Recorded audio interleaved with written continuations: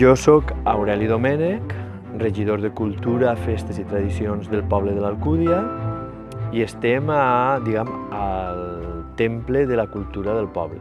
És una casa de la cultura que és de les primeres que van obrir al País Valencià i que duguem ja una llarga trajectòria de teatre, tallers, exposicions. La dona, evidentment, canvià la manera que tenien de fer les coses perquè moltes coses no s'anul·laren, sinó que s'ajornaren en el temps. És a dir, jo no soc partidari de que s'anul·len les coses. Jo crec que aquesta persona que tenia un contracte amb nosaltres, no podem dir s'anul·la, bueno, anem a ajornar-ho en el temps i a veure quan podem anar fent-ho i anem ficant-nos al dia, a poc.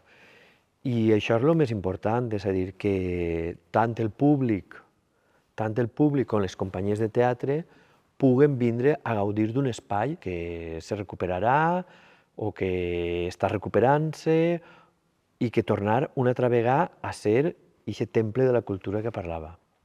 Moltes vegades el teatre és una irrealitat, no és la realitat del que està passant, no? És un maquillatge i és tot una il·lusió, doncs a vegades també creem aquestes il·lusions de que tot pareix que estigui arreglat, però darrere d'això, d'aquest teló, n'hi ha una paret trencada, n'hi ha un enxufe que no funciona, n'hi ha un parquet que s'alça de la humitat, n'hi ha un fang que no sabem d'on ix.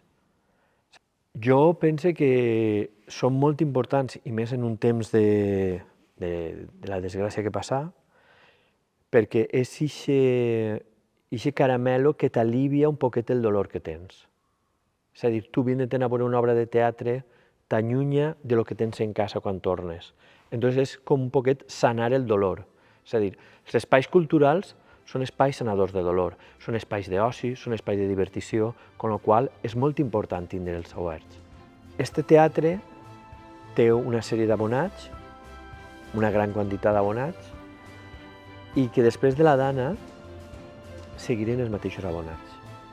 Aquesta fidelitat és d'agrair-la, aquest públic que ve a veure una obra de teatre és d'agrair, aquest públic que ve a veure una presentació d'un llibre és d'agrair, aquest públic que ve a veure una exposició és d'agrair, perquè al cap i a la fi el que es fa així és per al públic.